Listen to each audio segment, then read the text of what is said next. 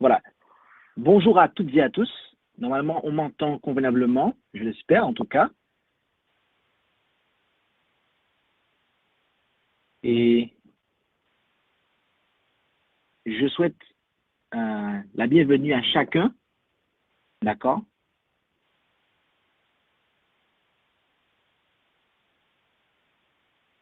Ok. Ok, maintenant c'est bon. Donc, comme je disais, je souhaite à chacun la bienvenue et euh, j'espère que vous avez passé une agréable matinée sous le regard de Dieu. Et quelles que soient effectivement les difficultés qui sont les nôtres, nous avons un Dieu qui est véritablement euh, compatissant, mais à toute puissance et peut nous donner la paix au travers de toutes les difficultés, de toutes les, les périls que nous pouvons, auxquels nous pouvons faire face. Et donc, nous sommes véritablement reconnaissants de servir ce Dieu-là. Et nous souhaitons encore une fois la bienvenue à ceux qui sont en train de nous rejoindre. Nous vous rappelons que vous êtes invités à vous connecter via les services, via les moyens que sont Samba ou l'audioconférence, de manière à pouvoir suivre l'étude de manière directe, dans le sens à l'heure même, c'est-à-dire que au moment même où les paroles sont prononcées. Voilà. Donc, si vous suivez, ce message-là est adressé bien évidemment à ceux qui sont sur YouTube, car nous disons toujours bonjour à toi, Fanise. Quand on suit sur YouTube, il y a un décalage en fait. Ça veut dire que ce que vous entendez sur YouTube a un retard en fait d'environ entre 10 et 30 secondes en fait à, par rapport à ce qui est dit en fait. Donc, si vous voulez intervenir et que votre intervention soit pertinente, au moment même où nous disons le propos, nous vous conseillons véritablement de vous connecter soit via Samba, soit via l'audioconférence, d'accord?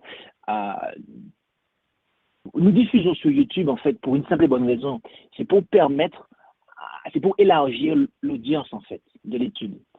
Donc, mais si vraiment vous voulez participer d'une manière très spéciale et que vous voulez que votre participation soit considérée de manière avec la même de manière pertinente en fait, vraiment, nous vous invitons à vous connecter sur soit via Samba, soit via l'audioconférence. Une fois cela clarifié, nous allons commencer notre moment par la louange. Nous allons prendre notre chant thème du jour, d'accord? Notre chant thème du jour qui se trouve au être le numéro 277, d'accord? Le numéro 277. Alors, il y a deux versions de ce. On va prendre cette version-là. Euh,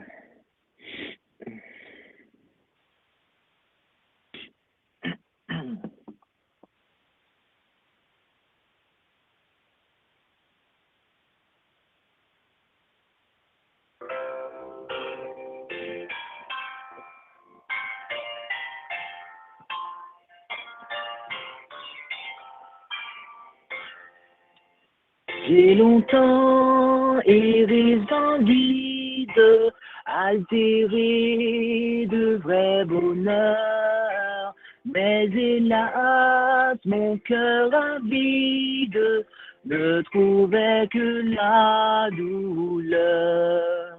Où sera la vaillante qui pourra, par son effort, m'arrêter sur cette pente où déjà je vois la mort? Un sauveur, Jésus lui-même, eut pitié de mon effroi.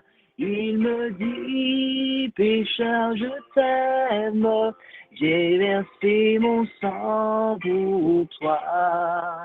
Ô Jésus, ta main vaillante m'a sauvé de mon tombeau, et tu combles mon attente par le don d'un cœur nouveau. J'ai saisi cette assurance, ce pardon qu'il m'apportait. J'ai livré sans résistance, tout mon cœur il le voulait. Ô Jésus, ta merveillante m'a sauvé de mon tombeau, et tu combles mon attente par le don d'un cœur nouveau. Maintenant, de joie en joie, mon sauveur me fait marcher, car la paix que Christ m'envoie, nul ne peut me l'arracher. À ce Jésus qui me donne et sa paix et son amour, à Jésus je m'abandonne désormais et sans retour. Amen. Nous allons poursuivre avec la prière. Nous allons maintenant invoquer de manière particulière la présence du Seigneur, et nous invitons celles et ceux qui sont en mesure à pouvoir se prosterner, et alors que nous allons invoquer la présence du Dieu du ciel en ce moment.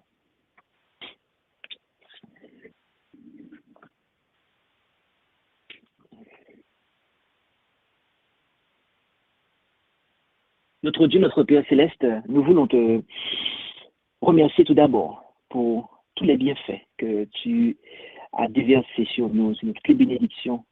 Tu fais lever ton soleil sur les bons comme sur les méchants. Et Père, il se pourrait que nous ne soyons pas ou nous n'ayons pas été en phase avec toi, mais tu nous as fait grâce, Seigneur. Et cette grâce, nous voulons nous en servir pour revenir à toi et marcher dans tes voies. Merci pour le pardon que tu pourvois à travers Jésus, ton Fils, à travers son sacrifice. Merci pour l'œuvre de purification que tu désires accomplir dans nos vies, Seigneur. Tout le salut qui est à notre portée, c'est véritablement un don que tu nous fais et nous voulons l'accepter. Alors, nous voulons te remercier pour tout cela et de nous aider dans notre démarche, dans notre course chrétienne. Nous avons tant besoin de toi. Nous savons que sans Jésus, nous ne pouvons rien faire. Alors aide-nous.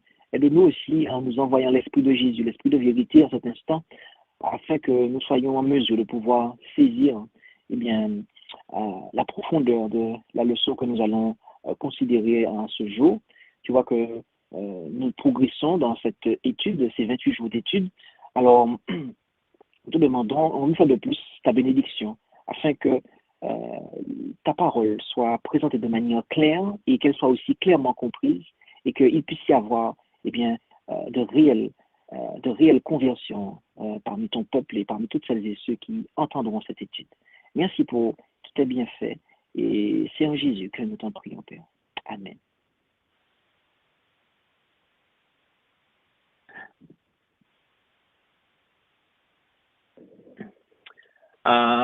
Nous souhaitons la bienvenue à toutes celles et ceux qui nous ont rejoints en cours de route, car au fur et à mesure de l'introduction, du chant et de la prière, nous avons observé qu'il y a de ceux qui nous ont rejoints. Donc, soyez les bienvenus.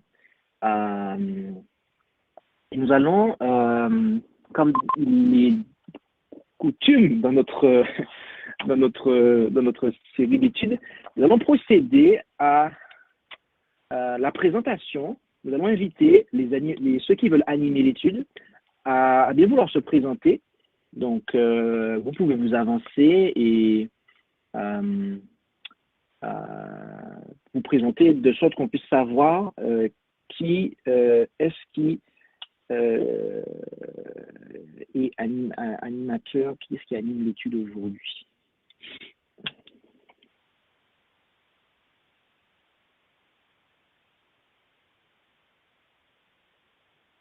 Alors, Ketura.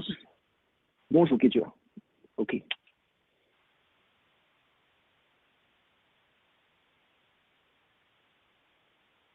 Gabriel. Bonjour Gabriel.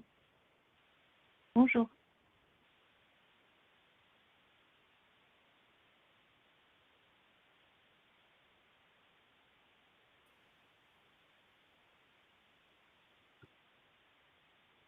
J'ai vu que Barbara a ouvert son micro, mais on ne l'a pas entendu, donc je vais conclure que c'était une présentation, Barbara, d'accord? Oui, c'est ça, merci. Alors, on a une difficulté, je ne sais pas pourquoi, mais on n'arrive pas à entendre Barbara quand elle parle, et pourtant, le système est connecté. Vas-y, Barbara, reprends ton intervention pour voir. Est-ce que tu m'entends?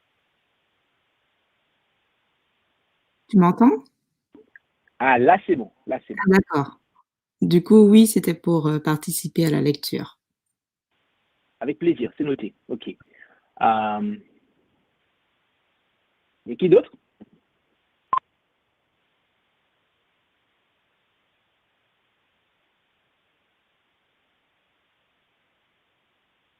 Il y a qui d'autre? C'est tout? Alors, n'hésitez pas à vous présenter au fur et à mesure, hein, ceux qui veulent. OK, nous allons commencer avec nos animateurs qui se sont déjà présentés. Mais vous pouvez, si vous le voulez, vous présenter. Donc, voilà, n'hésitez pas, ceux qui sont sur YouTube, à affluer, soit sur Samba, soit sur l'audio. Oui, il y a quelqu'un? Oui, bonjour, Teddy sur l'audio. Teddy, OK, il n'y a pas de souci.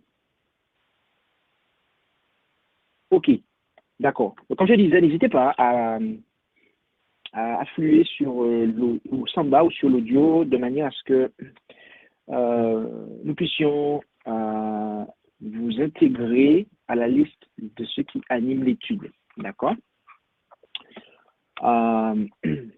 OK. Alors, nous sommes à notre 17e, devrais-je dire. 17e, il manque 7 unités. À notre 17e étude, aujourd'hui, nous passons à notre 17e étude, et laquelle a pour titre eh bien, la conversion. D'accord? La conversion, c'est le thème, le titre de du principe numéro 17, d'accord? Des études de notre étude biblique du jour. Et nous allons, et bien sans plus tarder, entrer dans cette leçon.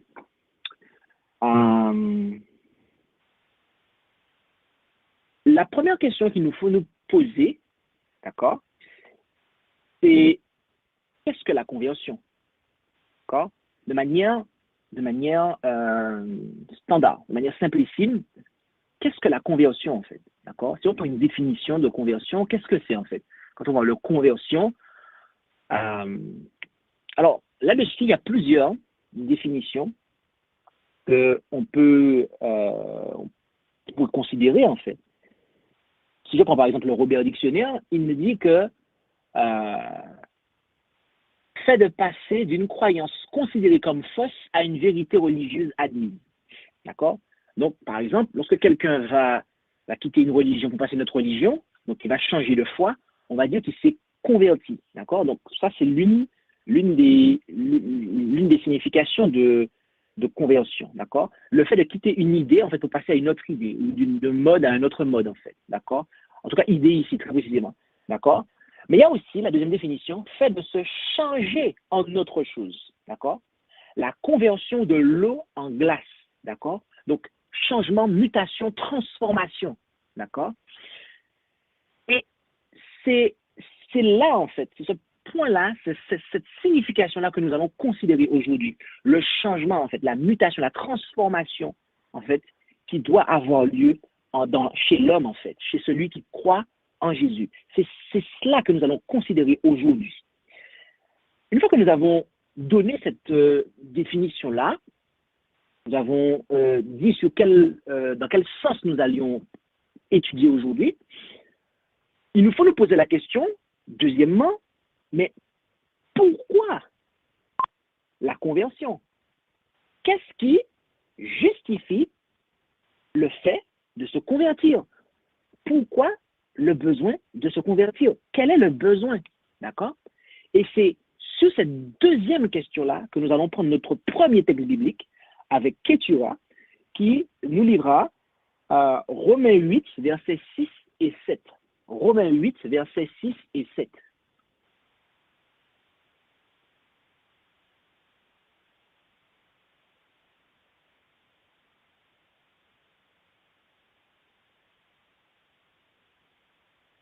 Tu peux pas. Je viens faire son caillou. Putain. Donc, je cherche. Alors, Romains 8. Elle cherche. Avoir les tendances de la chair, c'est la mort. Avoir celles de l'esprit, c'est la vie et la paix. Car les tendances de la chair sont ennemies de Dieu, parce que la chair ne se soumet pas à la loi de Dieu. Elle en est même incapable. Amen. Amen. Amen. Merci bien. Donc, nous apprenons ici qu'il y a quelque chose qui conduit à la mort ici. Qui est la mort, en fait, comme il est dit très clairement. Okay? C'est l'affection de la chair. D'accord? La chair ici, c'est en fait la nature humaine, en fait. D'accord? Et cette nature humaine-là, en fait. D'accord? Eh bien, l'affection de la chair, il est dit, eh bien, c'est la mort. Et pourquoi? Eh bien, c'est parce que lorsque l'on fonctionne, lorsque l'on vit selon cette nature humaine, en accord avec cette nature humaine, dans le sens que on est conduit par le diktat, en fait, de cette nature humaine-là, eh bien, qu'est-ce qui se passe? On ne peut pas obéir à Dieu, est-il dit. Car, en fait, elle ne se soumet pas à la loi de Dieu, parce qu'en fait, elle ne le peut pas, en fait. Ce n'est pas possible de vivre selon la chair, d'avoir pour seule puissance, pour seule, je dirais, énergie, eh bien, cette nature-là, et de pouvoir obéir à Dieu. Ce n'est pas possible. Ce n'est pas possible. D'accord?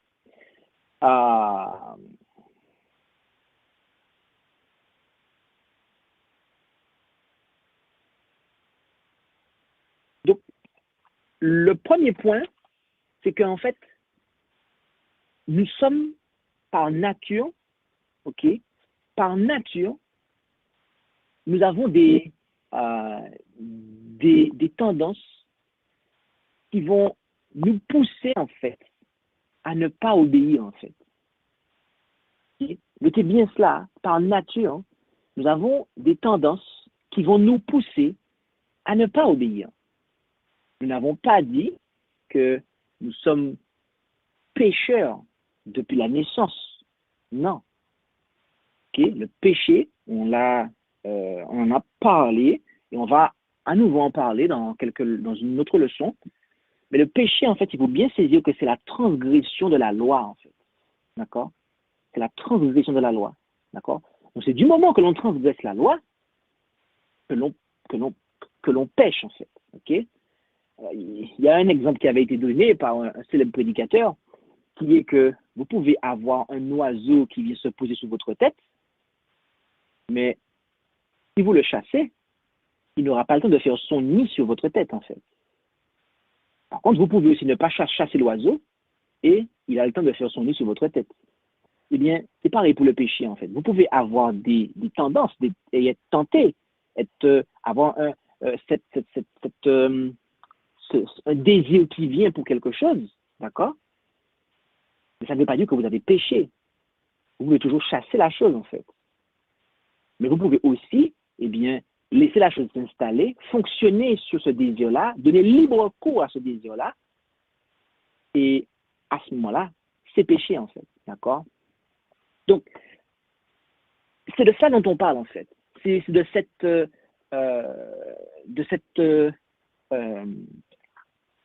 situation-là dont on parle ici. C'est-à-dire qu'on a, par nature, l'homme, en fait, a cette tendance, okay, qui est en lui, d'accord, à ne pas se soumettre, en fait, à la volonté de Dieu. Et donc, il va, en fait, pécher, en fait, d'accord? Parce que la seule énergie qu'il a, la seule puissance qu'il a, c'est ce avec quoi il naît, d'accord? Donc, une nature déchue, en fait, une nature affaiblie. Et donc, n'ayant que cela, dès le départ, eh bien, il sera conduit, en fait, inévitablement à pécher. Et donc là, on parle du cœur charnel, naturel, d'accord? Paul va même dire en 1 Corinthiens, verset 14, animal, l'homme animal, ok, ne comprend pas les choses de Dieu, d'accord? Donc, il faut vraiment comprendre, en fait, que par nature, ok, il y a des éléments qui, chez l'homme, ne sont pas en accord et ne vont pas, en tout du moins, le conduire à naturellement faire la volonté de Dieu, d'accord? Ce n'est pas naturel, d'accord, chez l'homme d'aller obéir directement à 100% à la volonté de Dieu, en fait, d'accord?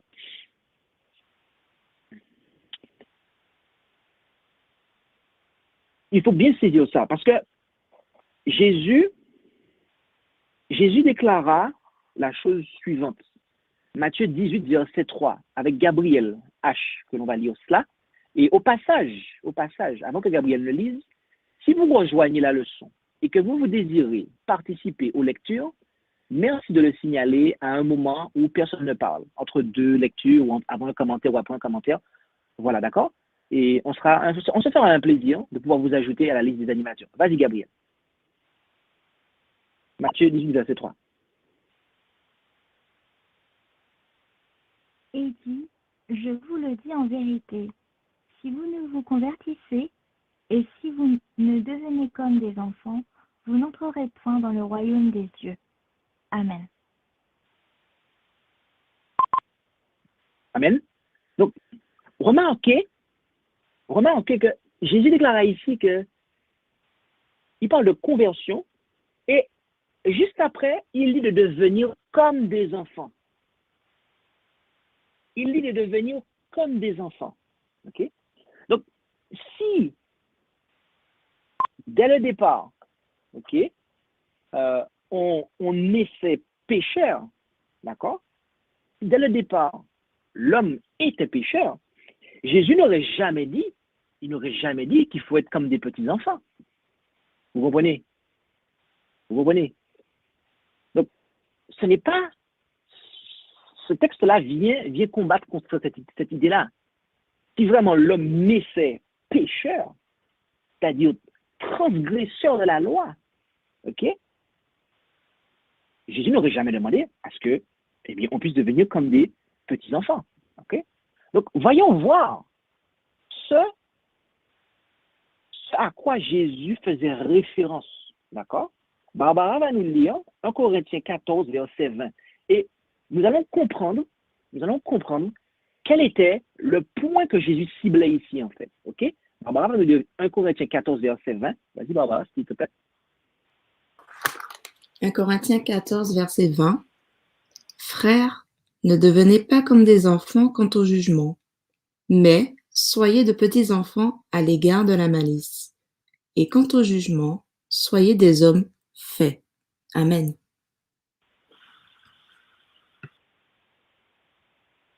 Amen. Merci bien, Barbara.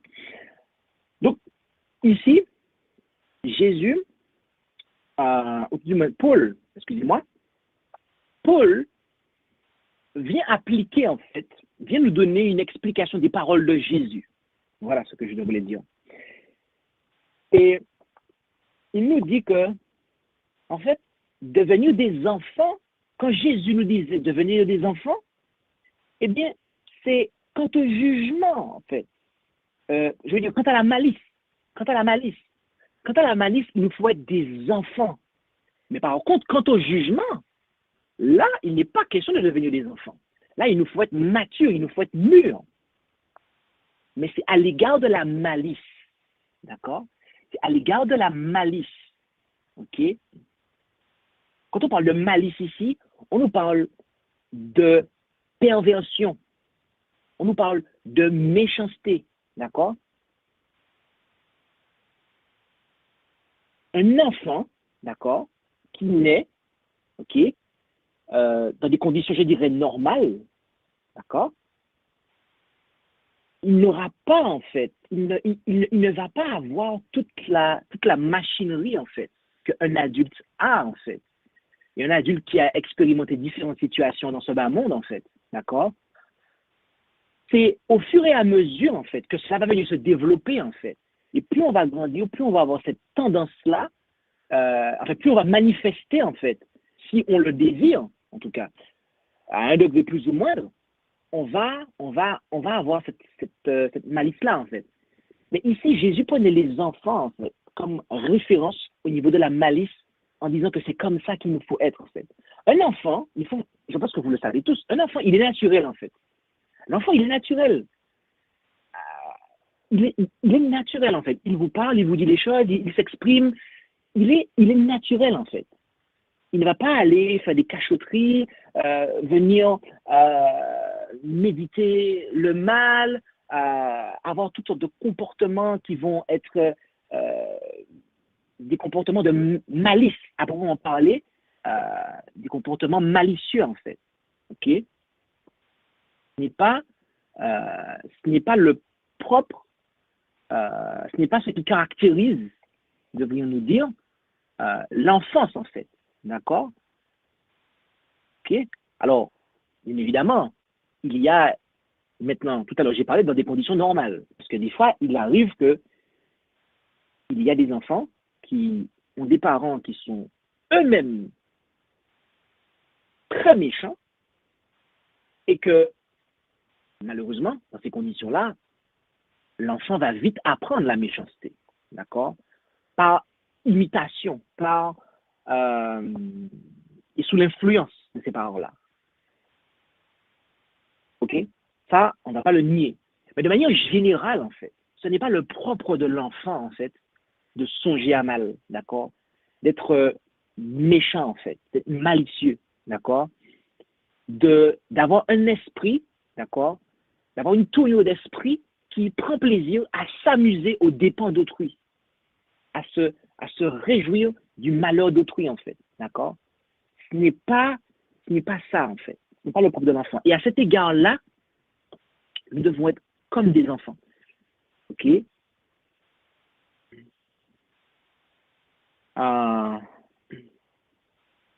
Au passage, je tiens à saluer toutes celles et ceux qui nous rejoignent sur YouTube, d'accord? Et notamment, je salue la Martinique, OK? Bonjour Franck. Et Franck, c'est l'un de nos frères en Martinique. Ça m'a fait plaisir de te voir là, Franck, franchement. Ça me fait je suis très content. Je bénis le Seigneur. OK. Bonjour à toutes et à tous aussi. Jean-Lucas, Louis Grada, tout le monde. Bien évidemment. OK, on va poursuivre. On a vu donc jusqu'ici que, étant donné que le cœur naturel ou charnel est inimitié contre Dieu et contre sa loi, d'accord? On a vu ce qu'il en est, en fait, d'accord? Donc, naturellement parlant, on a ces tendances-là, en fait, qui sont là en nous, avec un degré plus ou moins élevé, ok? Et donc, avec le temps, en fait, eh bien, il va arriver qu'on va venir obéir à cela, puisque c'est la seule puissance qu'on a, que c'est ce dont on est doté, en fait, eh bien, on va ensuite pécher, en fait. OK? Donc, mais rappelez-vous que la leçon a pour thème la conversion. Donc, nous convertir de quoi, en fait? Nous convertir de quoi? Eh bien, justement, en fait, on a vu que la conversion avait pour sens, le fait de se changer en autre chose. Excusez-moi. Le fait de se changer en autre chose. OK? Et donc, on va voir maintenant que il entre dans le plan de Dieu que cette inimitié-là, en fait, cette inimitié qui naturellement parlant, se trouve en nous et à laquelle va venir se manifester, d'accord, dans le péché, eh bien, il nous faut la soumettre, d'accord. On va lire, alors, avec Barbara, Teddy va nous lire 2 Corinthiens 10, versets 3 à 5. 2 Corinthiens 10, versets 3 à 5.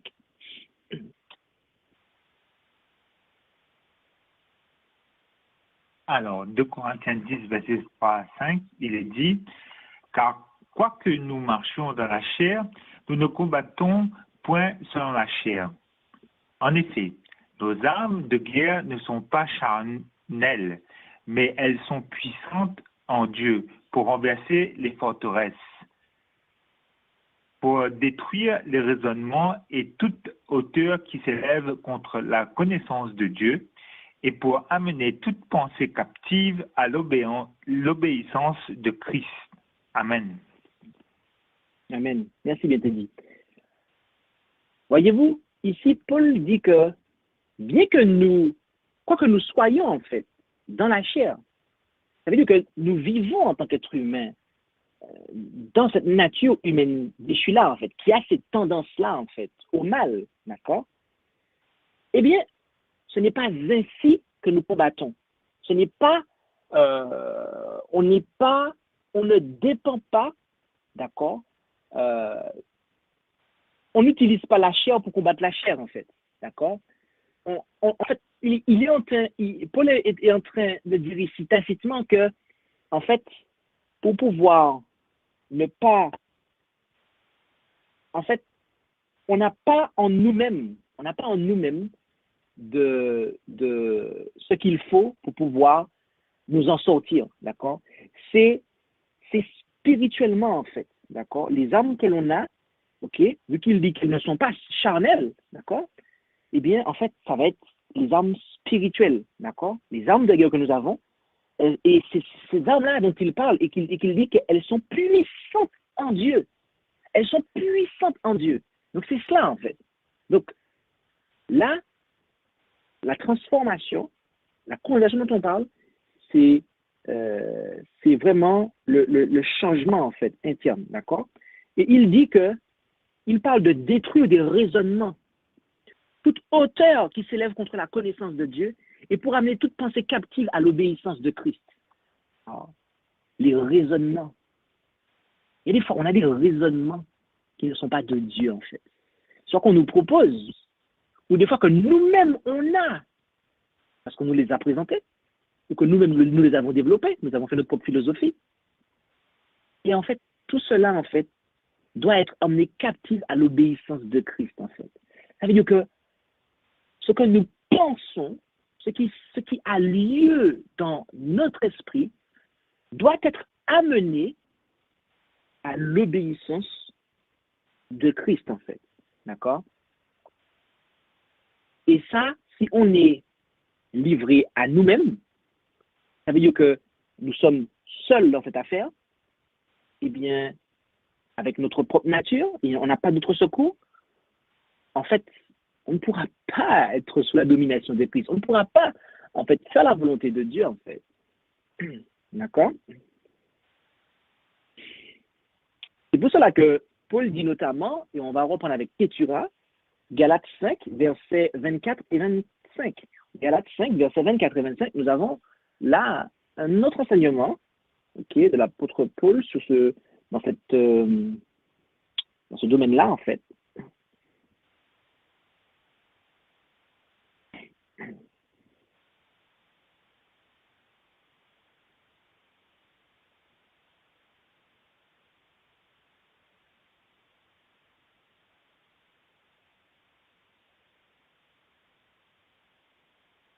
Alors, Ketura, est-ce que tu es parmi nous?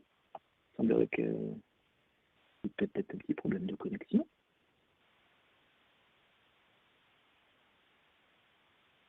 Ok. Alors, il semblerait que Ketura ait un petit problème. Alors, on va passer avec Gabriel. Gabriel, est-ce que tu peux nous lire Galates 5, verset 24 à 25, s'il te plaît? Entendu. Oui. Or, ceux qui appartiennent à Christ ont crucifié la chair avec ses passions et ses convoitises. Si nous vivons par l'Esprit, marchons aussi par l'Esprit. Amen. Amen.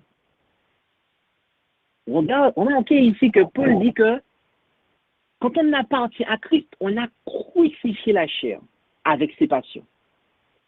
Lorsque quelque chose est crucifié, mes amis, la chose ne bouge plus en fait. D'accord? Jésus crucifié sur la croix, en tout cas l'homme Jésus en fait, avec les larrons à côté, une fois que vous êtes crucifié sur la croix, mes amis, vous êtes là en fait. Okay? Il faudrait une manifestation, je dirais, divine pour pouvoir vous en faire descendre en fait. Mais humainement parlant, lorsque vous crucifiez quelque chose, lorsque vous clouez quelque chose, la chose reste en fait. C'est ça le concept ici. D'accord? Il va pas descendre pour aller faire ses courses, il va pas descendre pour aller agir. C'est bloqué là en fait.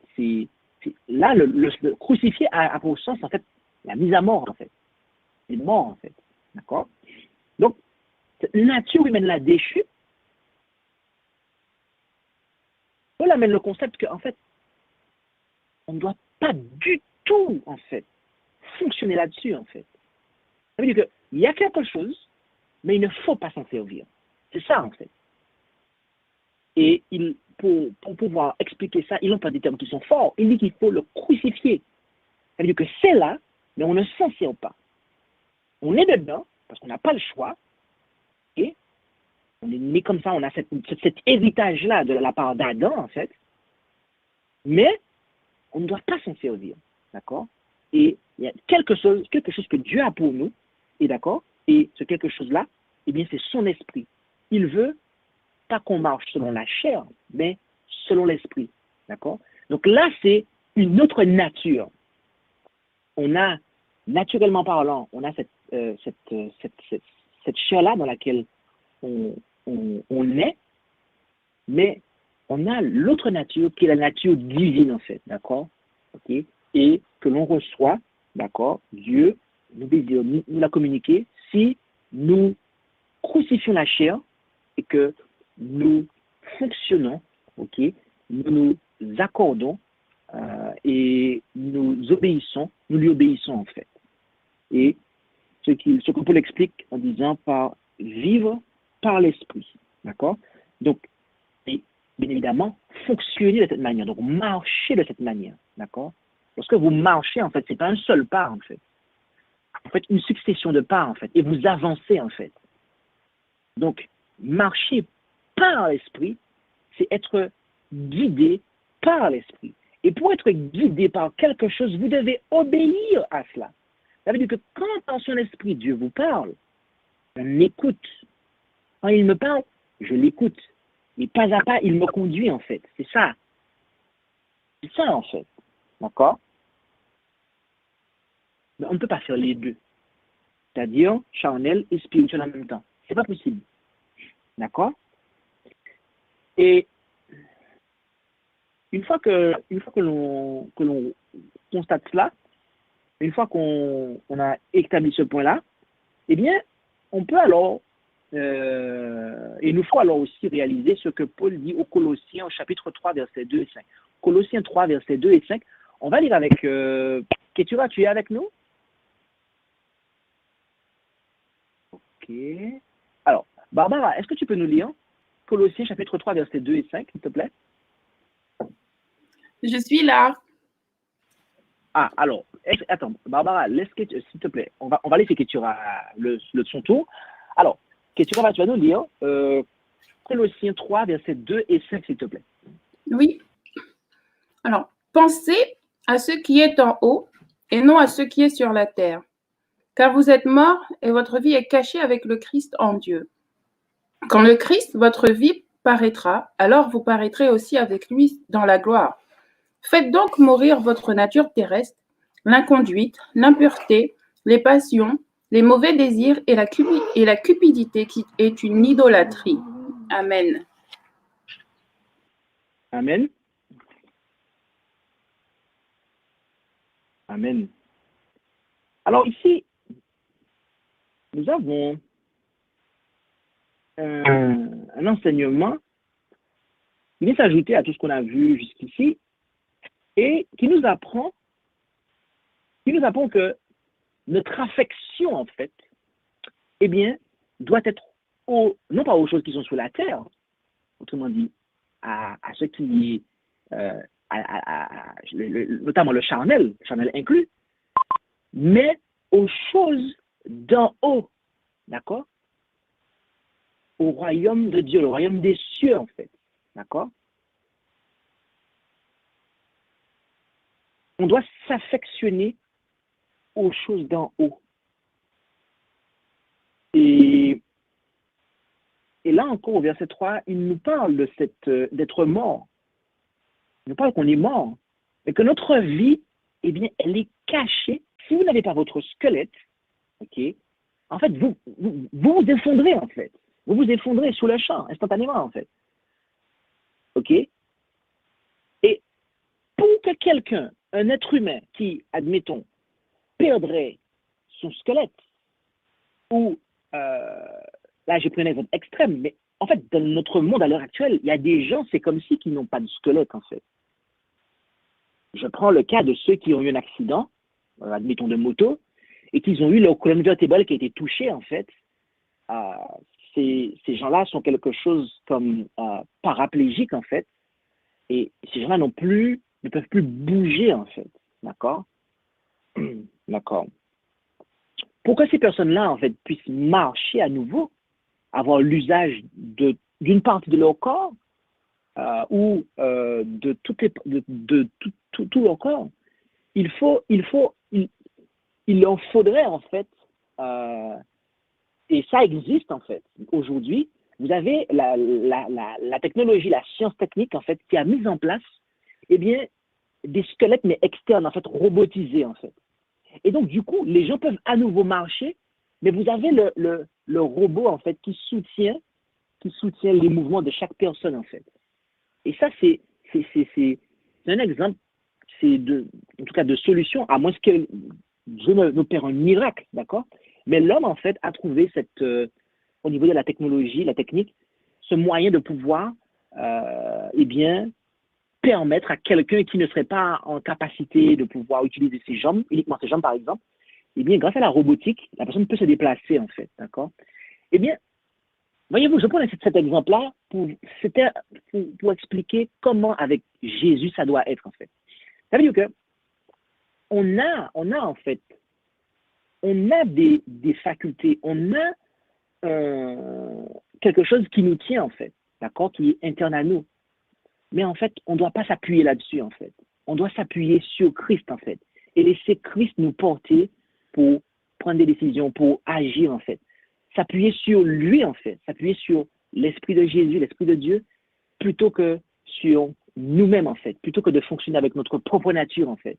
D'accord?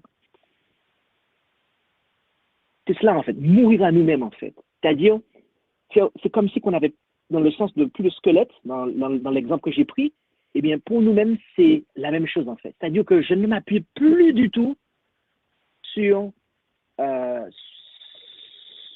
moi-même, en fait, sur l'une de mes quelconques capacités ou aptitudes. En fait, je m'appuie vraiment sur Christ, en fait. Mes raisonnements, très précisément, c'est ce que je voulais dire quand je parle de capacité, aptitude, mes raisonnements, en fait. J'ai des raisonnements qui sont propres à moi. Je vais penser telle et telle chose, mais est-ce que c'est la pensée de Dieu qui est en moi? Est-ce que ce que j'abrite maintenant là, dans mon cerveau, est-ce que c'est de Dieu, en fait? Ou est-ce que c'est un comportement corrompu, une pensée corrompue qui n'est pas soumise à Christ, en fait? C'est cela, en fait. OK? Donc, on doit faire mourir ça, en fait. On ne doit pas vivre, on ne doit pas l'alimenter, en fait. Mais être caché avec Christ, s'appuyer sur Christ, d'accord? Et donc, tout cela doit doit mourir, en fait. Tout ce qui est contraire à l'Esprit de Dieu. D'accord? Donc, cette inimitié ne peut être soumise que par une transformation radicale des affections, le remplacement du profane par de saints principes. D'accord? C'est ça, là, on a vu la définition de la conversion. Rappelez-vous, il s'agit de quoi? De se changer en autre chose. Et par nous-mêmes. En fait, on ne peut pas de soi-même se changer. On l'a vu, on est incapable. Parce que si on pouvait dire qu'on pouvait se changer de manière absolue, en fait, c'est faux. Puisque la chair ne peut se soumettre à la loi de Dieu. On l'a lu dès le départ, Romains 8, versets 6 et 7. D'accord? Alors, maintenant, cette transformation, on va voir comment elle s'opère. D'accord? On va lire. Alors, je crois que... Qu'est-ce qui a lu ce texte-là? C'est quoi l'écriture? Barbara, tu vas, s'il te plaît, nous lire Acte 3, verset 19, s'il te plaît. Acte 3, verset 19.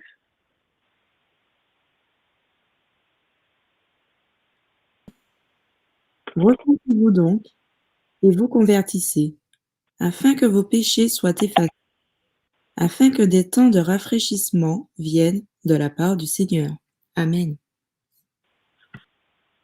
Amen. Remarquez qu'il est dit ici, et merci Barbara, repentez-vous donc et vous convertissez afin que vos péchés soient effacés. Okay? Donc, il est parlé de se repentir et de se convertir. Donc, la repentance doit précéder, en fait, la conversion. Okay? La repentance, qu'est-ce que c'est? Qu'est-ce que la repentance, en quelques mots? Eh bien, c'est le regret, en fait. Le regret de ses fautes et de ses péchés. Il faut pouvoir regretter, en fait. Si au préalable, je n'ai pas un goût amer vis-à-vis des erreurs, des péchés que j'ai commis, un regret profond, un sincère dégoût, en fait, de ce que j'ai fait qui est mal, il me sera impossible de pouvoir me repentir. D'abord, il me faut me prendre en dégoût, en fait. Et au passage, je tiens à dire que même la repentance nous est accordée par Dieu. D'accord? Alors, ce n'est pas dans la leçon du jour, mais je vais quand même donner la référence qui nous montre cela. Elle se trouve en Acte 5.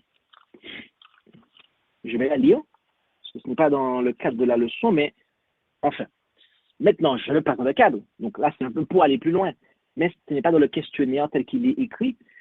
C'est Acte 5, verset 31.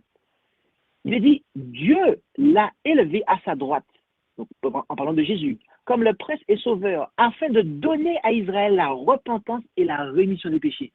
Voyez-vous? Attendez, mes amis, la repentance, c'est un don. Waouh! C'est un don. Ça veut dire que si nous nous sommes repentis, ou que nous nous repentons, c'est parce que Dieu nous a donné de pouvoir nous repentir. Okay? Et Paul nous dit que c'est la bonté de Dieu qui nous pousse à la repentance. D'accord? Dans quel verset? Eh bien, on va vous le donner dans quelques instants. D'accord? C'est Romains 2, verset 4. Il est dit, si je lis en 8 secondes, « Oh, méprises-tu les richesses de sa bonté, de sa patience et de sa longanimité, ne reconnaissant pas que la bonté de Dieu te pousse à la repentance. » Donc, c'est pour cela qu'il s'agit d'un don, en fait. OK? Donc, on remarque que toutes les étapes, en fait, de notre salut, c'est Dieu qui en est l'auteur. C'est pour ça qu'il est le Dieu de notre salut. À chaque étape, Dieu agit. Il nous pousse à la repentance, il nous donne la puissance pour qu'on puisse être convertis, et après, il nous donne la force pour qu'on puisse vivre une vie chrétienne, en fait. Dieu nous donne tout ce qu'il nous faut à chaque étape. Nous ne manquons de rien, mes amis, d'accord? C'est ça le plan, d'accord? Donc, le point que nous voulions établir, si j'ai fait cette parenthèse explicative par rapport à la repentance, ce qu'est la repentance, comment cela a lieu, eh bien, on voit qu'elle doit venir avant la conversion. Si je ne me repens pas d'abord, je ne peux pas ensuite me convertir. Ce n'est pas possible. D'accord? Je ne peux pas changer de comportement. Puisqu'il s'agit, rappelez-vous, d'un changement, d'une transformation. OK? Vous ne pouvez pas. On ne peut pas dire que c'est de la glace, alors qu'en fait, l'eau est toujours liquide, en fait. Il n'y a pas eu de changement. Okay? Donc, non. Et justement, comme c'est il nous faut nous détourner du charnel, eh bien, il doit y avoir une repentance vis-à-vis de cela, en fait. En fait, on doit se prendre en dégoût, en fait. On doit se prendre en dégoût. C'est-à-dire que je me regarde, je considère ce que j'ai fait, et je vois, Dieu me montre, en fait, que c'est pas bon. Et je vois toutes les conséquences que ça a, je vois le mal que je me suis fait, que j'ai fait aux autres, etc. En fait, je dois accepter, en fait, et l'impression qui m'est présentée, et en fait, me prendre en dégoût, en fait. Et repentance, c'est le regret sincère de ses fautes. D'accord? Donc, cela précède la repentance, mais aussi, il faut la foi. La foi doit venir avant la conversion. Donc, repentance et foi. On va prendre ce texte-là et Acte 16, verset 31. Acte 16, verset 31. Et on va lire cela avec Teddy. Teddy, s'il te plaît, peux-tu nous lire Acte 16, verset 31? Alors, acte 16, verset 31, il est dit, ils lui dirent, crois au Seigneur Jésus-Christ et tu seras sauvé, toi et ta famille. Amen. Amen. Remarquez que là, de manière à être sauvé, ce qui est mis en avant ici, c'est le fait de croire. D'accord? Donc, il ne peut pas y avoir, en fait, de salut. Il ne peut pas y avoir de salut. Bien évidemment, sans conversion. Mais il ne peut pas y avoir de conversion si d'abord on ne croit pas, en fait. D'accord? Donc, la croyance ainsi que la repentance sont toutes les deux, eh bien, nécessaires. D'accord? Et cela se voit, en fait, en Acte 26, verset 20, qu'on va lire avec Ketura, qui va venir nous permettre de bien comprendre que la foi doit venir avant la conversion, et il précède la conversion.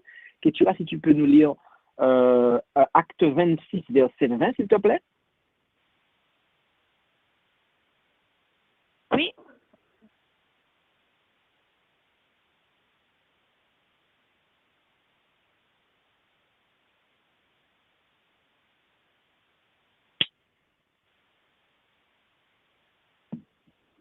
Puis de Jérusalem, dans tout le pays de Judée, puis aux païens, j'ai annoncé la repentance et la conversion à Dieu, avec la pratique d'œuvres dignes de la repentance. Amen. Amen. Donc, remarquez que Paul, qu'est-ce qu'il a fait? Il a annoncé. Il a dit que j'ai prêché premièrement à ceux de Damas et puis à Jérusalem. La foi vient de quoi? La foi vient de ce que l'on entend. Et ce que l'on entend là, c'est la parole de Dieu. D'accord? Donc, lorsqu'il est dit qu'il a prêché, d'accord? Eh bien, il a agi de manière à ce que les gens puissent avoir la foi. De manière à quoi faire? Eh bien, à pouvoir se repentir, mais aussi se convertir, en fait. D'accord? Donc, la foi, en fait, véritablement, est aussi un préalable à la conversion. D'accord? Tout comme la repentance, la foi est également préalable à la conversion. D'accord? Et comme nous l'avons vu tout à l'heure, mais là, on va rentrer dedans de manière très claire, c'est l'œuvre de l'Esprit de Dieu. Gabriel H., si tu peux nous lire Tite 3, verset 5, s'il te plaît. Tite 3, verset 5. Oui. Non à cause des œuvres de justice que nous aurions faites, mais selon sa miséricorde, par le bain de la régénération et le renouvellement du Saint-Esprit. Amen. Amen. Non à cause des œuvres de justice que nous aurions faites, dit-il. De quoi parle-t-il ici? De quoi parle-t-il ici, en fait? Eh bien, tout simplement,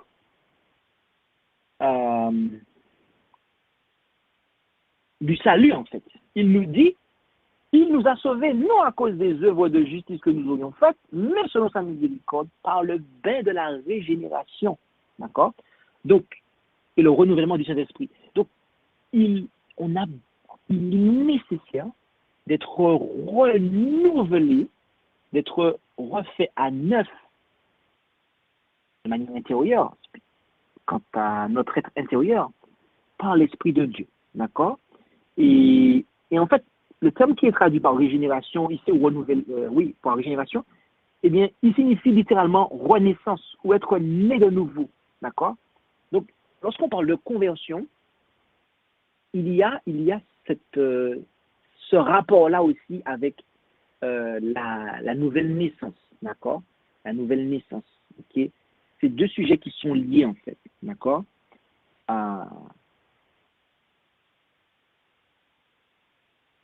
Et on va prendre avec Barbara 1 Corinthiens 6, verset 11. 1 Corinthiens 6, verset 11.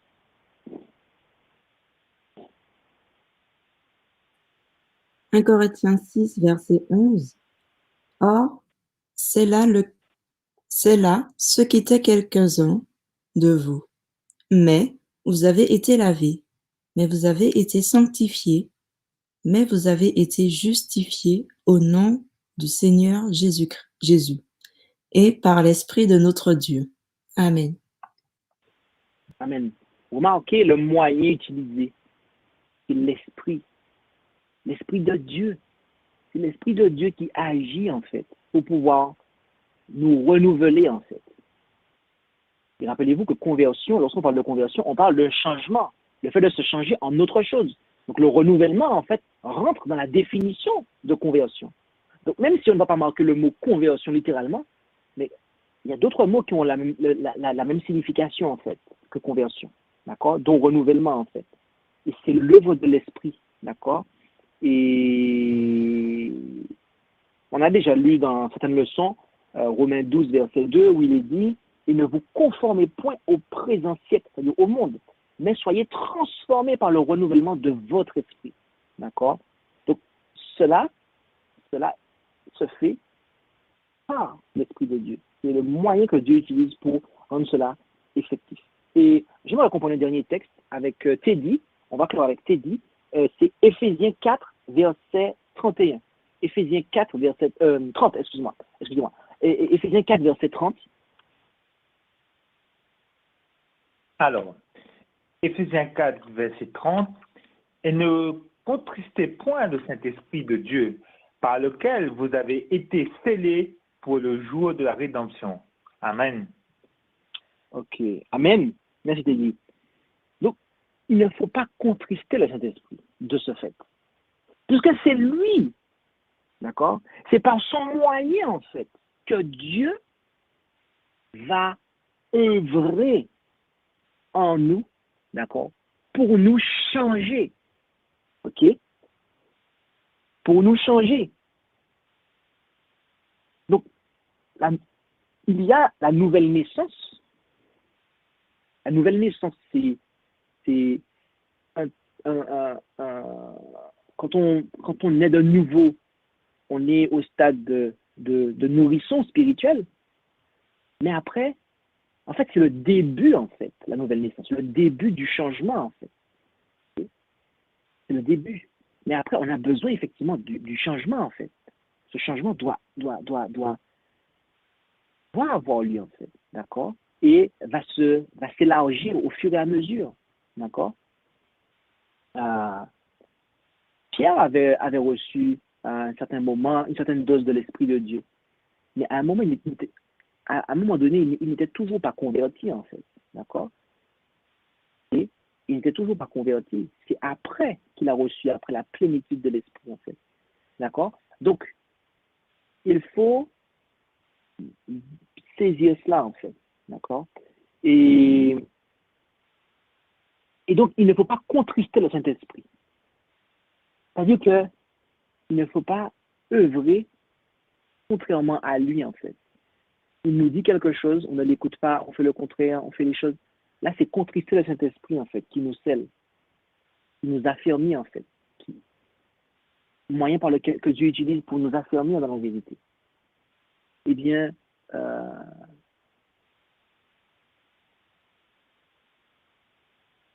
nous devons obéir à Dieu, en fait. D'accord? Parce que l'Esprit est donné à ceux qui lui obéissent. Si on lit Acte 5, verset 32, si je ne me trompe pas, l'Esprit est donné à ceux qui lui obéissent. Donc, étant donné que c'est le moyen par lequel Dieu se sert pour pouvoir nous transformer, nous devons, eh bien, agir en conformité, en fait. Et, alors, en conclusion, nous pouvons dire qu'étant donné que le cœur naturel ou charnel est inimitié contre Dieu et contre sa loi, cette inimitié ne peut être soumise que par une transformation radicale des affections, le remplacement du profane par de saints principes, et que cette transformation vient après la repentance et la foi, ce qui est l'œuvre spéciale du Saint-Esprit, qui est constitue, devrais-je dire, la régénération ou la conversion. D'accord? Donc, la transformation. OK? Régénération ou conversion. D'accord? OK. Donc, voilà. Alors, nous allons ouvrir les micros, qui sont d'ailleurs, je pense, ouverts tous, pour vous laisser la parole. Donc, sentez-vous libre d'intervenir. Si vous avez des questions, vous souhaiteriez voir des points clarifiés par rapport à ce que nous avons pu dire jusqu'ici, sentez-vous libre, véritablement, chers amis, de pouvoir intervenir. Et nous vous rappelons, si vous êtes sur YouTube, si vous êtes suivi sur YouTube, de bien vouloir pour que vos interventions soient prises en temps et en heure, à vous connecter directement depuis Samba ou depuis l'audioconférence. D'accord? Alors, il y en a ceux qui nous ont rejoints sur Samba. Je ne vous ai pas vu, désolé. Je vais vous donner la parole tout de suite. Activez votre micro. Et ainsi, vous pourrez poser vos questions. Parce qu'en fait, pour ceux qui nous rejoignent et qui ne le savent pas, ce que vous entendez sur YouTube a entre 10 et 30 secondes de décalage par rapport à ce qui est dit en temps réel. Donc en fait, toutes celles et ceux qui écoutent sur YouTube, ce que vous écoutez a de 10 à 30 secondes de retard par rapport au temps réel de la leçon. Donc si vous voulez commenter la leçon de manière, poser des questions de manière pertinente et que votre question soit prise en temps et en heure au moment où vous voulez que ce soit considéré, la meilleure chose à faire, c'est de nous rejoindre sur Samba, donc notre webconférence, ou sur notre ligne audio, d'accord? Et ainsi, vos questions pourront être prises en considération au bon moment. D'accord? Donc, l'intervention orale est ce qu'il y a à mon sens, de mieux. D'accord. Alors, on me pose la question déjà, est-ce qu'il y aura une rediffusion? D'accord? Effectivement, dans l'après-midi, systématiquement, ce qui est dit ici est publié sur la chaîne YouTube. Donc, ce sera rediffusé pour Georges. Voilà. OK? Alors, est-ce qu'il y a des questions, des points que vous voudriez voir clarifiés? La parole est à vous. Sentez-vous libre. Ne soyez pas timide. C'est avec grand plaisir que nous allons pouvoir essayer, avec la grâce de Dieu, de pouvoir répondre aux interrogations.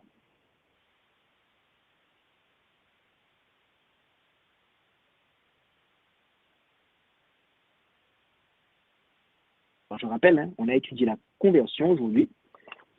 Et donc,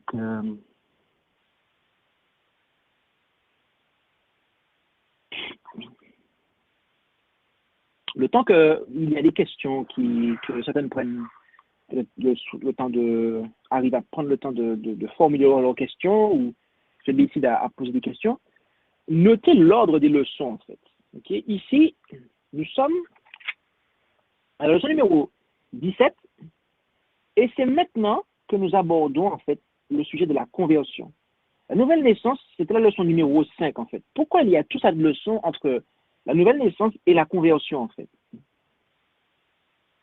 Vous savez pourquoi en fait? Vous savez pourquoi? Parce que, eh bien, la réponse est, je pense, assez simple. C'est qu'en fait, on ne peut pas parler de conversion, en fait, si on n'est pas en accord avec tous les points précédents, en fait. Tous les points précédents, ok, sont... S'il y a un désaccord, en fait, sur ces points-là, on ne peut pas parler de conversion, en fait. Okay? Ça veut dire que si on met de côté, en fait, la prophétie, on a vu le texte en Daniel, il est dit que les méchants ne comprendront pas. Donc, si on met de côté la prophétie, si on éteint la prophétie, eh bien, qu'est-ce qu'en fait il dit en fait? Il dit n'éteignez point l'esprit, ne méprisez point les prophéties en fait. C'est ce que Paul dit, je crois. Hein? On va le prendre. On va le prendre. Merci. Et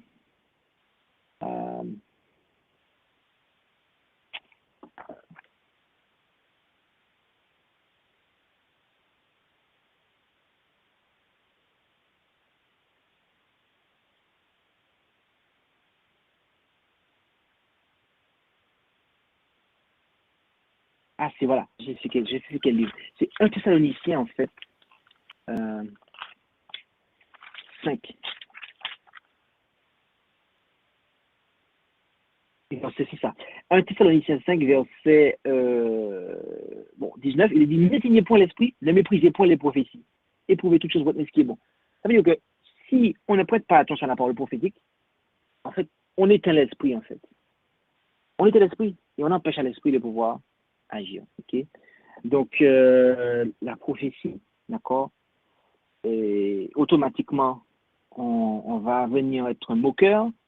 On ne pourra pas de ce fait avoir l'expérience de la purification du sanctuaire. Donc c'est parce que justement, on n'aura pas compris, donc on ne sera pas purifié.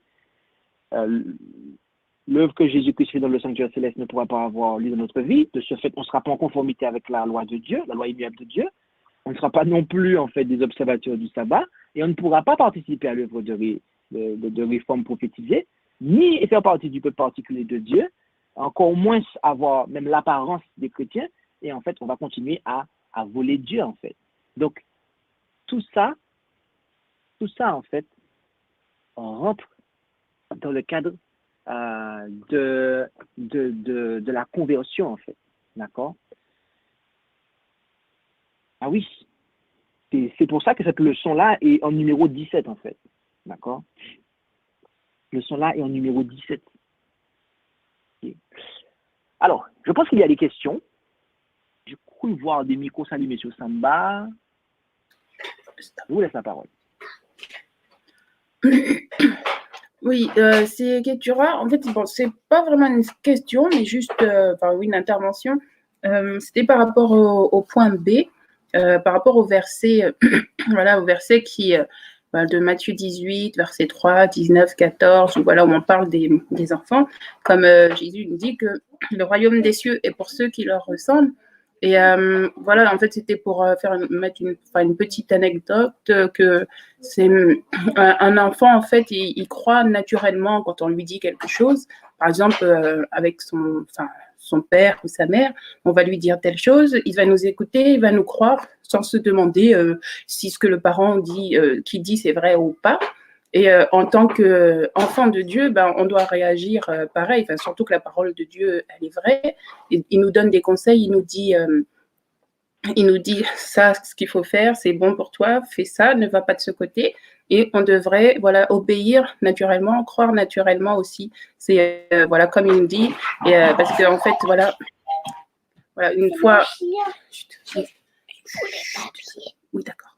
Voilà, donc en fait, pour étayer, en fait, un jour, ça m'est arrivé avec Joshua. je lui avais dit quelque chose et puis à un moment, je parlais avec lui et tout ça. Puis il m'a répété la même chose et puis il a dit bah, c'est ce que tu as dit, maman. Après, je me suis dit bah oui, la parole de maman fait foi. Donc en gros, voilà, les enfants, on leur dit quelque chose, ils croient naturellement et nous, comme on est en tant qu'enfants de Dieu, bah, ça devrait être pareil. Voilà. Ben oui, mais Merci, Ketura. Effectivement, voyez-vous, notre niveau de conversion, et ce que je vais dire là, et ça va aller dans le sens, je vais développer ce que Ketura a dit. Notre niveau de conversion, en fait, se mesure à travers, et je dirais, notre relation avec les autres, en fait. Je vais expliquer cette phrase. À savoir que notre niveau de conversion se mesure via notre relation, à travers la relation que nous avons avec les autres, en fait. Okay? Il y a des fois, nous disons, comment je peux déjà prendre ça? Parfois, voilà, je vais dire ça comme ça, parfois, il arrive que l'on puisse, que quelqu'un, que quelqu'un qu'on va qualifier de A, dise à quelqu'un B qu'il l'apprécie, et qu'il apprécie son travail, et que, etc. Et en fait, que la personne B, en fait, ne vienne pas croire ce que la personne A dit, en fait. Parce qu'elle a déjà, en fait, des préjugés. Elle a déjà toutes sortes de prédispositions, en fait. D'accord? Et que sa façon de voir et d'entendre ce qu'on lui dit est déjà affectée par toutes sortes de choses, en fait. Et quand bien même la personne A serait sincère dans ce qu'elle lui dirait, la personne B ne va pas le prendre sincère, en fait. Ne va pas la considérer comme étant sincère, en fait. D'accord? Et des fois, ce qui arrive, c'est que des personnes qui sont sincères, en fait, eh bien, se voient être blessées par des personnes qui sont sous leur garde, sont sous des réserves, ont des méfiances, etc. Alors, bien évidemment, on doit avoir de la prudence quand on contracte une relation, c'est-à-dire que quand on fait la connaissance de personnes, etc., il faut quand même ne pas non plus être complètement dans une certaine, je dirais, totale naïveté et que il n'y a pas de danger. C'est pas ce que je suis en train de dire, on est d'accord. Hein. Mais des fois, en fait, l'individu qui est en face de nous a de bonnes intentions, en fait, mais parce qu'on est déjà tellement, en fait, exacerbé, on est déjà tellement, en fait, voilà, c'est qu'on a déjà mis tout le monde, toute l'humanité dans le même sac, eh bien, on va venir être désagréable, en fait, avec les autres, et au final, il ne pourra jamais y avoir de sincérité, en fait, véritablement de fraternité ou ce genre de choses-là, en fait. Et ça, comme je le disais, ça vient mesurer notre niveau de conversion, en fait. Parce que si vraiment on doit être comme des petits-enfants, ça veut dire que quand quelqu'un vient vers moi, je ne peux pas, ne serait-ce quelqu'un que je ne connais pas, avec qui je fais connaissance, je ne peux pas déjà avoir des préjugés sur la personne, en fait. Avoir déjà en train de soupçonner le mal, en train d'avoir tout un tas de pensées, en fait. Vous comprenez? Hein? Je dis ça parce que trop souvent, on peut observer ou, je dirais, trop souvent, on peut voir cela malheureusement au milieu de ceux qui se disent chrétiens, en fait. Et donc, parfois, il va y avoir certains individus qui vont avoir toutes sortes de méfiance, une méfiance qui est malsaine, en fait, qui dépasse le cadre de la vigilance, en fait, qui dépasse le cadre. En fait, c'est pas bon, en fait. C'est pas bon. Et à ce moment-là, en fait, on n'est pas comme des enfants, en fait. Donc voilà. Alors, on a posé une question. Quelqu'un est venu sur le Samba pour poser une question. Bonjour à tous. J'ai une question. Est-ce que lorsqu'on est converti, il est impossible de pécher. D'accord? Est-ce que lorsqu'on est converti, il est impossible de pécher? Alors, déjà, j'aimerais dire deux choses sur ce point-là. C'est que il y a péché et vivre dans le péché. Okay? Ça, il faut d'abord le clarifier. Il y a péché et vivre dans le péché. On peut fauter à un moment donné, instantané, et après ne plus recommettre cette erreur-là, en fait, et faire quelque chose et être dedans et le pratiquer, en fait. D'accord? Pour ce qui est de la pratique, si on parle de la pratique du péché, non, là, il n'y a pas de, c'est pas une conversion, en fait. On peut parler de conversion, d'accord? Ok. Maintenant, il nous faut saisir quelque chose.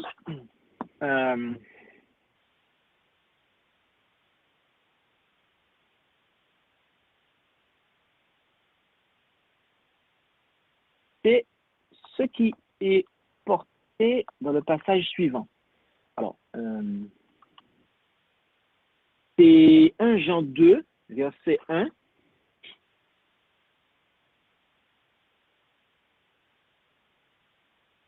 Jean 2, verset 1.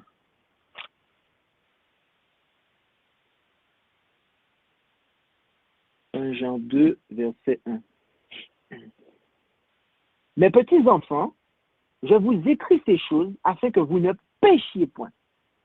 Donc, remarquez que l'évangile, en fait, la parole de Dieu, nous est donnée afin que nous ne péchions point. D'accord? Donc, il est possible déjà de ne pas pécher. On connaît le psaume 119. Nos jeunes ici le connaissent très bien puisqu'ils le récitent chaque sabbat. Je tiens ta parole afin de ne pas pécher contre toi. Je tiens ta parole dans mon cœur afin de ne pas pécher contre toi, très précisément. Donc, la parole de Dieu a véritablement cette puissance de nous garder, en fait. D'accord? Mais il est dit, si quelqu'un a péché, nous avons un avocat auprès du Père, Jésus-Christ, le juste. D'accord? Et il est dit ici, mes petits-enfants. Donc, ce sont des personnes qui ont la même semence spirituelle, je dirais, que Jean, en fait. OK? Il peut arriver, en fait, qu'il y ait en cours de route des accidents, en fait, qu'on ait commis certaines, je dirais, des erreurs, d'accord? OK? Mais est-ce que ça veut dire, pour autant, que notre conversion n'était pas authentique? D'accord? Je ne pense pas, en fait. Maintenant, il faut bien se rendre compte que il y a un renouvellement, en fait. D'accord? Le renouvellement n'est pas instantané. D'accord? Il y a,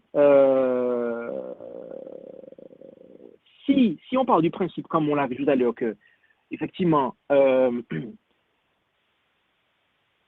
régénération, renouvellement, c'est un équivalent de conversion. D'accord? Et que on a à côté de cela, on nous dit de ne pas contrister le Saint-Esprit. D'accord? Ça veut dire que, en fait, si on contriste le Saint-Esprit, on ne fonctionne pas, on ne vit pas en accord avec ce que l'Esprit nous dit, nous enseigne, nous montre. Qu'est-ce qui va se passer, en fait? Eh bien, tout simplement, en fait, ça vient, en fait, mettre un terme au processus de conversion, en fait. Le résultat ne sera pas là, en fait. Le changement n'aura pas lieu, en fait. D'accord? OK? Donc, c'est ce que je pouvais dire, en fait. Et s'il me faut, je dirais, compléter la réponse, par définition, en fait, la conversion vient prendre son sens complet, d'accord, dans un certain niveau, en fait, lorsque le changement a lieu, en fait. Parce que par définition, la conversion, c'est changement, mutation, transformation. D'accord? Donc, dans ce sens-là, vu de ce point-là, c'est lorsque il y a un changement, en fait. D'accord? Le changement a eu lieu. D'accord? Donc,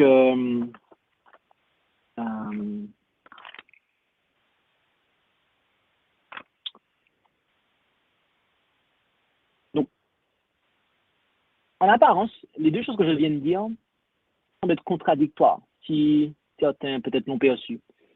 Mais en fait, il y a plusieurs façons, comme j'ai expliqué, qu'on peut le voir, en fait, de manière globale et in situ, en fait, c'est-à-dire quand on est dedans. Il est parlé de repentance, en fait. D'accord? Il est parlé de repentance.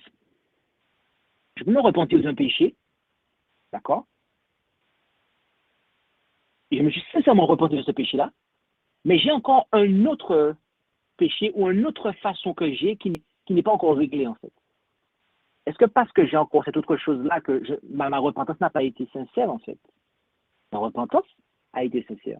Mais il faut qu'il y ait repentance systématiquement parlant. Il faut qu'on marche par la foi aussi, de manière à ce que la conversion puisse se faire, en fait. D'accord? Donc, dans ce sens-là, on pourrait aussi voir la conversion comme étant un processus, en fait. Donc, il y a le processus de conversion et il y a l'état de conversion. Ça veut dire lorsque l'on a été changé, transformé totalement, en fait. D'accord? Voilà la réponse que je pourrais apporter à cette question, en fait. D'accord? Donc, en cours de conversion et être converti, voilà. Amen. Oui, Bruno. Bonjour. Oui, c'est que quand tu as lu, on a lu Colossiens 3, 2 à 5. Et je voulais voir sur le verset 5 qui indique que faites mourir ce qui est dans votre membre, intéresse la débauche, l'impureté, la passion, le mauvais désir, la cupidité, est une idolâtrie. Bon, et je vais voir à cause de ce verset-là, quelqu'un qui est né, un homme qui est né féminisé, ou une femme, on dit une femme manquée aussi, qui est né comme ça. Et ils veulent changer, mais c'est dans leur gène. Comment ils peuvent faire mourir ce péché? Tu as compris? Oui, merci bien Bruno déjà. Je préfère te laisser parler totalement pour être sûr que tu exprimes toute ta pensée. Alors, nous allons tâcher de répondre à cela. Quelqu'un qui effectivement a cette tendance à être efféminé, voilà, comme dit la Bible, efféminé, c'est effectivement quelqu'un qui a, alors, pour peu qu'il naisse avec ça et aussi, parce que des fois, c'est une corruption au concours de route, d'accord?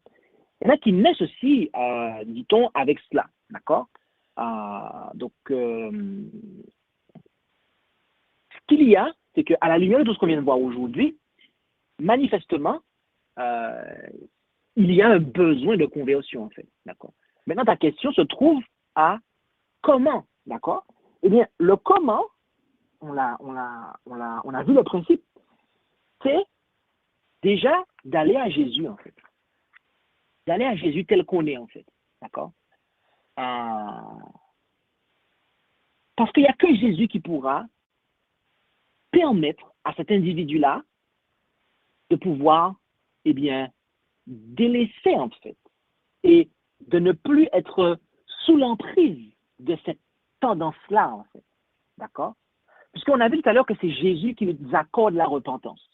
Que par son esprit, Dieu, en fait, il va œuvrer pour notre conversion, en fait. En fait, tout notre salut du début à la fin, c'est l'œuvre de Dieu, en fait. Donc, de nous-mêmes, nous ne pouvons rien faire. C'est pour ça, en fait, que moi, je le dis haut et fort. Le jour qu'il y a un homosexuel, quelqu'un qui a ce problème-là, moi, je vous dis, je lui fais bon accueil, en fait. Et je vais m'occuper de cet individu-là, en fait. Je ne vais pas venir lui dire, ah oui, c'est une abomination ce que tu fais, compagnie, et venir mettre des distances, en fait, avec la personne, comme si que la personne, en fait, c'est une à gagner, en fait. Il est vrai que, mais il y a l'individu et il y a le péché, en fait. OK? Or, malheureusement, on va venir fixer l'individu à son péché et en fait, le rejeter pour ça, en fait. D'accord? Donc ça, c'est très important. L'Église doit avoir une démarche vis-à-vis de ces gens-là. Est-ce que ça veut dire que cette personne doit être baptisée? Pas du tout. C'est pas ce que je suis en train de dire. Parce que je vois déjà des gens venir sur ce que je suis en train de dire et me dire que ouais, je veux baptiser ces gens-là. Pas du tout. Tant que c'est pas au clair, en fait. Il ne peut pas y avoir de baptême pour des gens qui vivent comme ça, en fait. Ils ne peuvent pas être membres d'église, ils ne peuvent pas officier dans l'église. C'est pas possible. C'est pas du tout ce dont on veut parler. Mais par contre, on doit avoir une démarche vis-à-vis de ces gens-là, en fait. D'accord? Et que le péché reste le péché, en fait. Que ce soit, la Bible parle d'abomination, c'est vrai, mais ça reste, c'est un péché, en fait. D'accord? Et il y a des fois, il y a des situations, comme et Bruno amène la question n'est pas du tout évidente en soi, puisque la personne naît avec une tendance comme ça, en fait. Eh bien, la personne a besoin de Jésus, en fait. Pourquoi j'ai parlé comme ça? C'est parce que, trop souvent, on croit que la personne doit d'abord se repentir, elle doit d'abord se prendre en dégoût elle-même, elle doit d'abord, voilà, faire toute une démarche, et puis ensuite venir à Dieu, en fait. Mes amis, vous avez vu ça où dans la Bible, en fait? Où est-ce qu'on a vu ça dans la Bible? C'est marqué nulle part dans la Bible, en fait. Les gens doivent venir à Jésus tels qu'ils sont, en fait.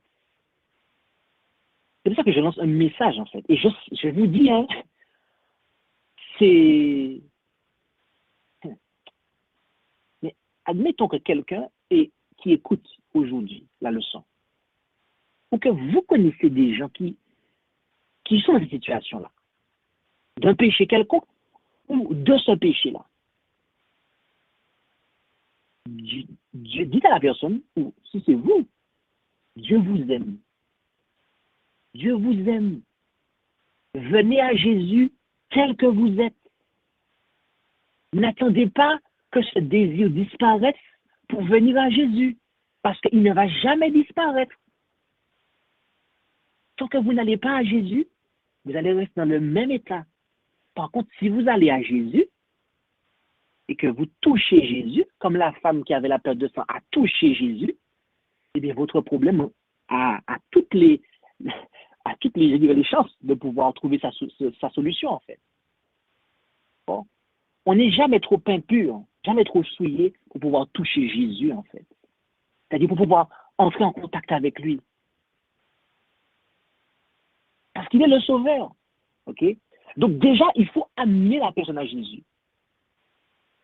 Si ce n'est pas nous, et qu'on connaît quelqu'un, il faut amener la personne à Jésus. C'est pour ça que je disais que si vous êtes des croyants, il nous faut amener la personne à Jésus, en fait. Et aider la personne à rencontrer Jésus, lui parler de Jésus, de l'amour de Dieu, et ce que Dieu peut faire dans sa vie, en fait. Et à ce moment-là, déjà, c'est un bon terrain, en fait. Et après, Dieu peut aider cette personne-là, en fait. D'accord? Mais si tout de suite on met des barrières, mais comment ça va se passer, en fait? Comment ça va se passer? Comment la personne pourra entendre la parole de Dieu, en fait? Effectivement, il faut lui dire qu'il faut qu'elle se repente. Effectivement, il faut lui faire comprendre que c'est un problème. D'accord? Pour peu que la personne ne le sache pas. D'accord? Mais maintenant, il faut comprendre, il y a des gens qui savent que c'est un problème. Et pourtant, ils sont comme ça dedans. Ils savent que c'est pas bon, mais ils le font quand même. Mais pourquoi ils n'y arrivent pas? Tout simplement parce que, eh bien, elles ne s'abandonnent pas entre les mains de Jésus. Elles ne s'abandonnent pas entre les mains de Jésus. Elles ne font pas suffisamment confiance à Jésus. Elles ne s'appuient pas sur lui. Elles ne dépendent pas de lui. Elles ont encore leur squelette. Et elles s'appuient sur leur squelette. Mais il faut faire comme s'il n'y a pas de squelette, en fait. Et tomber entre les mains de Jésus et dépendre de Jésus, en fait. Et il va nous transformer. Il va nous transformer.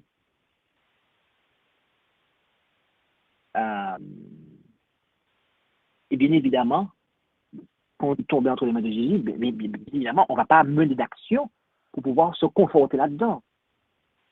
Okay? Donc, il faut accepter, en fait,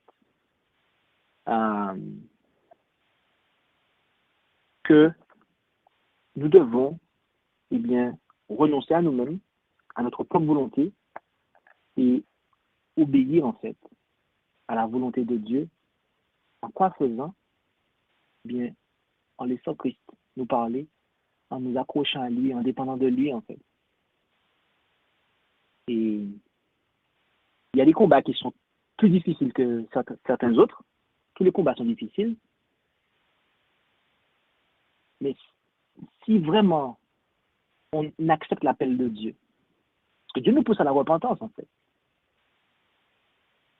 Si vraiment on déchire son cœur, en fait, on se prend en dégoût, on accepte tout ce que Dieu place dans notre cœur.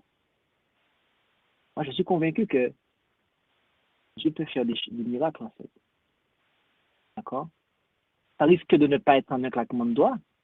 Peut-être que des fois, ça peut être en un claquement de doigts, comme on dit. Mais des fois, ça risque de ne pas l'être.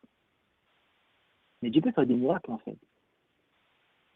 Mais il ne faut pas avoir confiance en soi, en fait. Ça, c'est déjà un problème. J'ai confiance en moi, en fait. Moi, j'ai pas confiance en moi. Je ne sais pas pour vous, mais je ne me fais pas confiance, en fait. Moi, je fais confiance à Dieu. La parole de Dieu, c'est ce qui me donne, je dirais, confiance, entre guillemets, en moi, pour parler ainsi. Mais de moi-même, j'ai aucune confiance, en fait. C'est parce que Dieu me dit qu'il m'aime que j'arrive à me regarder dans un miroir et que j'arrive à faire un truc. Mais si c'était pas Dieu, personnellement, je parle pour moi, et moi, je serais à terre, en fait. Donc, je pense que si pour moi, Dieu arrive à me maintenir debout, je pense qu'il peut le faire pour tout le monde, en fait. Et il peut nous, si nous dépendons de lui, il peut nous sortir de n'importe quelle situation, en fait. D'accord? Donc c'est possible, en fait. C'est possible. OK? Est-ce qu'il y a une autre question?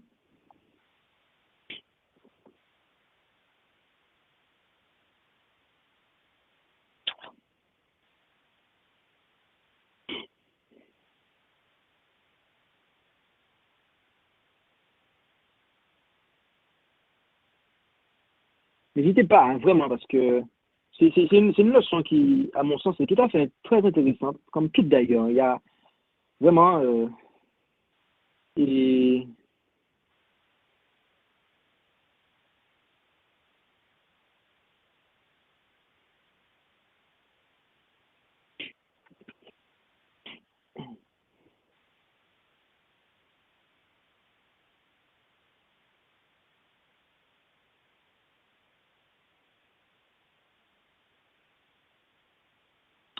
n'y a-t-il plus de questions?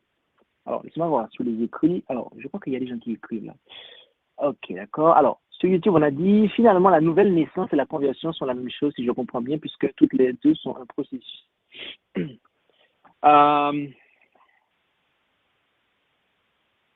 Alors, il y a effectivement un point, il y a effectivement un point de similitude, de ressemblance avec effectivement, ces deux notions-là. Nouvelle naissance, conversion, d'accord? Mais très précisément, en fait, là, il y a quand même une différence, en fait, d'accord? Il y a une différence. Nouvelle naissance, quant à la caractéristique d'un nouveau départ, en fait, d'accord? C'est la caractéristique d'un nouveau départ, ok? La conversion, quant à elle, vient se placer plutôt dans ce qui vient après, en fait, d'accord? Notamment quand on considère le process de conversion et l'état final, en fait, quand on est converti. Donc, un converti est forcément né de nouveau, d'accord? Mais est-ce que quelqu'un qui est né de nouveau est nécessairement converti, d'accord? Dans le sens qu'on a vu tout à l'heure, à savoir l'état final, Ça veut dire que le changement est terminé? Dans ce sens-là, non, en fait. D'accord? Maintenant, dans le process, quand on prend maintenant le processus, conversion dans le sens processus, là, ça viendrait rejoindre, en fait. D'accord? Donc, ce serait là, à mon sens, la différence, en fait, des deux, en fait. D'accord? Et, mais c'est vrai, il est vrai, et Robin Mastro a tout à fait a posé une très bonne question. Il est vrai que sous certains aspects, les deux sont assez similaires. Les deux sont similaires. Je dirais, à s'y méprendre, ou comme ça, en regardant, c'est vrai que ça allait être la même chose, en fait. D'accord? Mais il y a quand même une différence, d'accord? La nouvelle naissance constitue l'ensemble du changement nécessaire pour nous rendre aptes au royaume de Dieu, d'accord? Mais rappelez-vous qu'il y a deux choses. Et la première partie, c'est un changement moral, d'accord? Opéré par la conversion et une vie chrétienne, d'accord? Donc, la conversion, d'accord, est liée en fait, d'accord? Est liée à ce processus-là, en fait, à cette nouvelle naissance-là. Parce que qui dit nouvelle naissance laisse place à un nouvel homme, en fait. D'accord? On passe de. Il y a enfant, bébé, à homme, en fait. D'accord? Donc, il y a ce rapport-là, en fait. OK? Et conversion aussi a pour sens de se détourner d'eux, en fait. De se détourner. D'accord? Donc, ces éléments-là, en fait, sont intéressants à saisir. Donc, si je reprends, la nouvelle naissance constitue l'ensemble du changement nécessaire pour nous rendre aptes au royaume de Dieu et qu'il consiste en deux parties. Premièrement, un changement moral opéré par la conversion et une vie chrétienne. Deuxièmement, un changement physique lors de la seconde venue du Christ, au moyen duquel, si nous sommes morts, nous serons alors ressuscités, incorruptibles, etc., etc. Il y a les deux aspects, en fait. Par contre, la conversion, il n'y a qu'un seul aspect, c'est lorsque nous sommes sur terre. La nouvelle naissance, il y a le changement moral, mais aussi l'aspect physique, en fait, qui va être changé lorsque Jésus reviendra. Par contre, la conversion, en fait, ça se fait ici, en fait. Ça veut dire que sans conversion, je vais le dire ainsi. Vous avez le premier aspect de la nouvelle naissance, ensuite, et qui est lié à la conversion. Et ensuite, vous avez le deuxième aspect de la nouvelle naissance, c'est le changement physique, comme on l'a vu dans la leçon numéro 5, qui a lieu lorsque Jésus revient, en fait. Donc, sans la conversion, dans ce sens-là, et là je vais compléter ma réponse, sans la conversion, la nouvelle naissance n'est pas complète. OK? Voilà. Voilà la phrase je vous invite à retenir pour cette réponse-là, en fait, de manière synthétique. Sans la conversion, la nouvelle naissance ne peut être complétée. D'accord? OK? Donc, voilà en une phrase. Si maintenant je la vois, elle est assez claire. Sans la conversion, la nouvelle naissance ne peut être complétée, en fait. OK? Donc voilà. OK? Voilà. Est-ce qu'il y a d'autres questions? N'hésitez pas, vraiment. Hein. N'hésitez pas. Il n'y a pas de questions bêtes. Et votre question sera la bienvenue. OK. D'accord. Alors, en tout cas,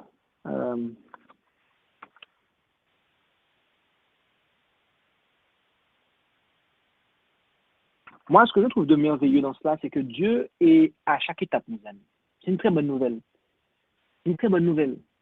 Dieu est à chaque étape de notre salut. Il est l'auteur du salut, en fait. Il y a rien, en fait. Il n'y a rien, il n'y a aucun niveau, en fait, sur lequel on ne ressent pas le secours de Dieu, en fait. Que ce soit la repentance, que ce soit la conversion, que ce soit, en fait, tout, en fait. Dieu vraiment, il nous donne la force pour chaque étape. Et on est vraiment vraiment, le salut est bon marché, en fait, quand on regarde bien. Être sauvé, c'est vraiment bon marché, en fait, puisque Dieu pourvoit à tout, en fait. Comme si que vous avez quelqu'un qui paye pour vous tout ce que vous avez besoin, en fait. Et vous n'avez rien à débourser en quelque part, je dis. Bien sûr, il vous faut faire l'effort de manger. On ne va pas non plus prendre la fourchette et le couteau et la mettre dans votre bouche. Mais je veux dire qu'à chaque étape, Dieu a pourvu, en fait. Dieu, il a pourvu. Dieu, il a pourvu. On ne peut pas se repentir soi-même, dans le sens que, absolument, dans l'absolu, en fait. C'est vrai qu'il est dit dans la Bible, repentez-vous. Mais dans quel sens cela est dit? Est-ce que c'est vous-même, vous avez une puissance en vous qu'il vous faut quelque chose qui est intrinsèque à vous pour pouvoir vous repentir? Non, c'est Dieu qui nous pousse à la repentance. Et il nous faut accepter cela, en fait. Et dans ce sens-là, on va se repentir. Mais de soi-même, véritablement, objectivement parlant, on ne peut pas se repentir de soi-même, par soi-même. D'accord? C'est pareil. Dans la Bible, il est dit convertissez-vous. Effectivement, il y a un sens dans lequel on peut se convertir. Mais de manière globale, objective, est-ce qu'on peut se convertir? Est-ce que l'être humain libre à lui-même peut se convertir de lui-même? Pas du tout, en fait. Si ce n'est pas Dieu qui a l'œuvre, il n'y a pas de conversion qui a lieu, en fait. Donc ça, c'est vraiment, je tiens à le souligner parce que des fois, on va avoir tendance, j'ai déjà observé ça à un certain moment, on va avoir tendance à dire repentez-vous, convertissez-vous, etc., etc. Mais la compréhension à certains moments que la personne qui va le dire a dans sa tête, c'est une compréhension légaliste en fait. À savoir que eh bien, c'est de toi-même que tu peux le faire en fait. Et en fait, il n'y a pas de place pour Jésus à ce moment-là. En fait. Ça aussi, c'est quelque chose qu'il nous faut prêter attention en fait. Donc oui, il nous faut nous repentir. Oui, il nous faut nous convertir. Oui, amen. Mais n'oublions pas que c'est Jésus qui nous donne qui est la puissance de tout ça, en fait, qui offre la puissance pour tout cela, en fait. C'est pour ça qu'il nous faut aller à Jésus, en fait. En fait, dire de se repentir, c'est l'appeler à aller à Jésus, en fait, et à accepter l'œuvre de Jésus dans sa vie. C'est ça, en réalité, en fait. C'est ça. Dire de se convertir, eh bien, c'est qu'il faut qu'il marche avec Dieu, en fait. Qu'il marche sous la conduite, la direction de l'Esprit de Dieu, en fait. Donc c'est cela, en fait.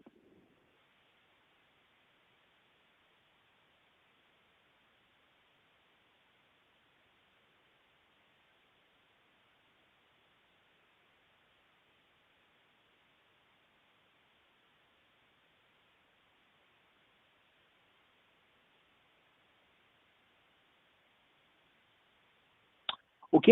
Alors, s'il n'y a plus d'intervention, nous allons procéder à la clôture de l'étude et nous allons commencer par le chant, à moins qu'il y ait une intervention de dernière minute qui serait la bienvenue.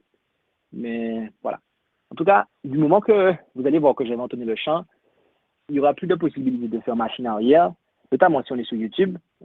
C'est vraiment dommage. Mais en tout cas, sachez que pour ceux qui sont sur YouTube, je le répète, on ne sait jamais, peut-être que vous n'avez pas entendu, mais ce que vous entendez a entre 10 et 30 secondes de retard. Ça veut dire que quand vous allez entendre que nous allons commencer à chanter, et bien ça veut dire que j'ai commencé à chanter il y a environ 10 ou 30 secondes en fait. Donc la question que vous allez poser, admettons, au dernier moment, ne pourra pas être prise en compte en fait.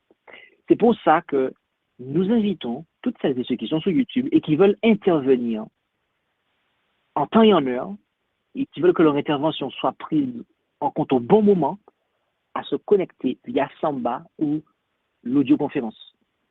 YouTube, nous diffusons sur YouTube, c'est pour élargir l'audience en fait de l'étude et de manière à vous permettre quand même à certains de suivre parce que c'est pas peut-être tout le monde qui a peut-être envie de poser des questions, mais il y en a qui veulent juste écouter, d'accord?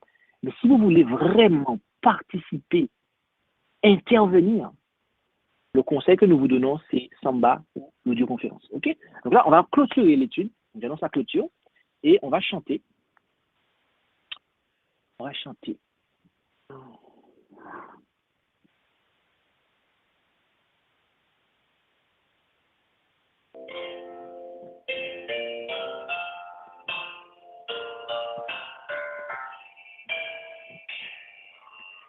J'ai longtemps erré sans guide, altéré de vrai bonheur, mais hélas, mon cœur avide ne trouvait que la douleur. Où sera la main vaillante qui pourra par son effort m'arrêter sur cette pente où déjà je vois la mort? Un sauveur, Jésus lui-même, eut pitié de mon effroi. Il me dit, pécheur, je t'aime, j'ai versé mon sang pour toi. Ô Jésus, ta main vaillante m'a sauvé de mon tombeau, et tu combles mon attente par le don d'un cœur nouveau. J'ai saisi cette assurance, ce pardon qu'il m'apportait.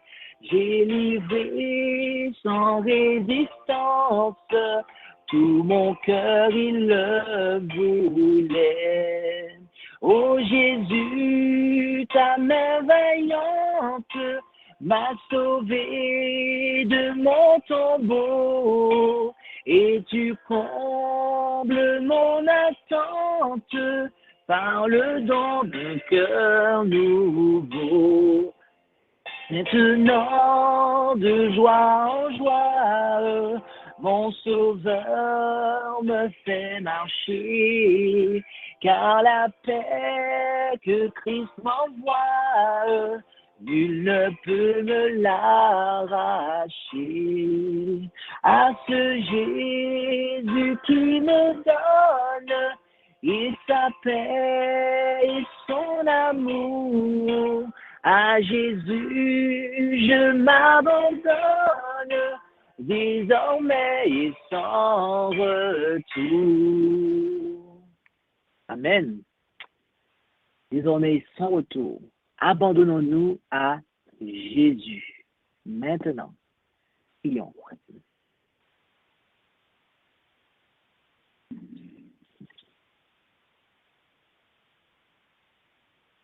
Éternel notre Dieu, notre Père céleste, nous te remercions pour ce moment d'étude que nous avons eu et à travers duquel nous avons pu voir la question de la conversion, ce que cela signifie et ce que cela implique, comment cela s'opère et l'avant et l'après, effectivement, qui doit avoir lieu, la notion de... Et toute cette notion-là, Père, nous te demandons de bien vouloir continuer ton œuvre en nous, Seigneur, que tu puisses nous convertir, que tu puisses nous transformer par ton esprit, que nous ne puissions pas te résister lorsque tu nous parles, lorsque tu nous montres des éléments, des points de transformation, des points à abandonner, à transformer, que nous ne puissions pas attendre, Père Céleste, entrer en lutte, en résistance avec toi, mais qu'au contraire, nous puissions humblement nous repentir et que nous puissions avoir foi en toi, de sorte que tu puisses œuvrer en nous cette conversion, tu puisses nous transformer, Père, car il y a bien des choses à changer en nous. Il y a bien des choses à changer en nous, dans notre cœur, et tu le sais, Père, cela n'était pas caché. C'est pour cela que nous avons besoin de Jésus et besoin de venir à lui tel que nous sommes, de sorte que tu puisses changer, Seigneur, ce qui doit être changé. Alors, aide chacun d'entre nous, Père, que nous puissions, sans résistance, nous livrer à toi, faire mourir tout ce qui n'est pas de toi et ne dépendre que de toi pour avancer ici-bas, de sorte que nous soyons complètement à ton image quand Jésus reviendra nous chercher. Bénis chacun d'entre nous et pardonne, purifie nos cœurs, notre vie, et nous t'en prions à Jésus, Père. Amen. Eh bien, nous sommes arrivés au terme de cette étude biblique. Et sachez que j'ai été béni par cette étude. J'ai été véritablement béni par cette étude et je tiens à louer le Seigneur pour cela.